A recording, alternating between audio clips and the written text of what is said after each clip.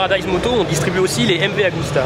Alors Thierry, la nouvelle MV Agusta F4, toute nouvelle de cette année, qu'est-ce qu'on peut en retirer? Est-ce que c'est un bon retour? Est-ce que c'est une bonne vente? Le nouveau modèle, c'est le renouveau d'MV Agusta. C'est-à-dire que c'est la première vraie nouveauté d'MV depuis 10 ans. Puisqu'on a vécu avec les F4 750, les F4 1000, les 312 qui étaient quand même un peu des replâtrages du modèle.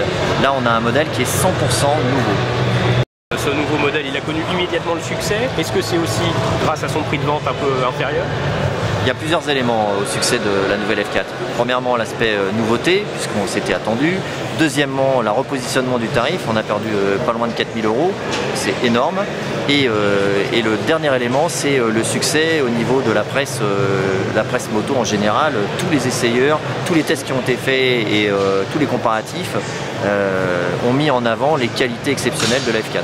Bien, MV se prépare à un nouveau challenge avec l'arrivée de la F3, une petite sportive à moteur 3 cylindres. Ils sont très ambitieux sur ce nouveau modèle et sur la déclinaison Roadster. Qu'est-ce qu'on peut attendre de ces nouveaux modèles qui vont être présentés bientôt? Pour nous, la F3, c'est du pain béni. Hein. C'est la 3 cylindres d'MV, c'est mythique, le moteur est exceptionnel, le moteur est tellement compact qu'il peut tenir quasiment dans une feuille A4. La boîte de vitesse a été positionnée au-dessus du moteur, la moto est hyper agile, hyper maniable, hyper légère. C'est une MV, quoi. C'est de la haute technologie, artisanale, avec de la passion. Pour quand est-ce qu'on pourra voir ces motos en France? La nouvelle F3 va être présentée, par contre elle sera commercialisée logiquement en fin d'année 2011. Fin d'année 2011.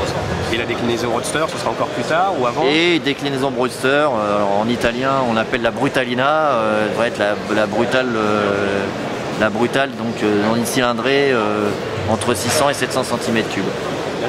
Avec des tarifs hyper agressifs pour MV Agusta.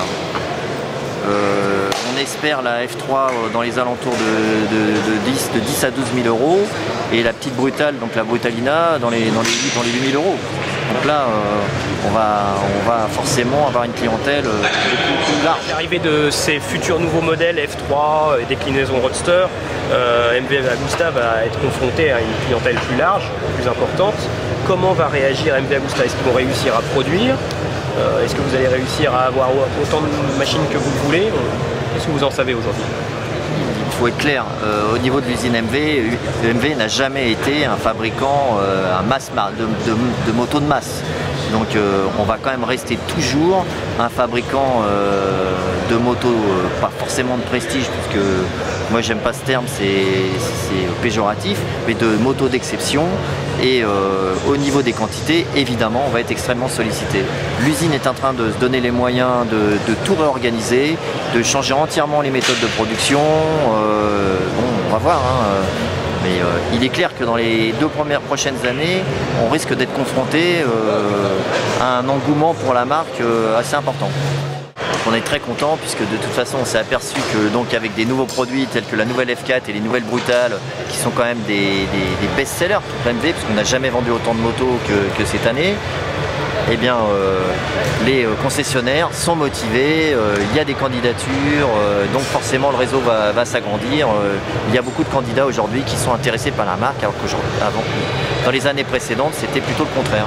Et selon nos dernières informations, la nouvelle F3 sera à l'essai sur Motostation mi-octobre.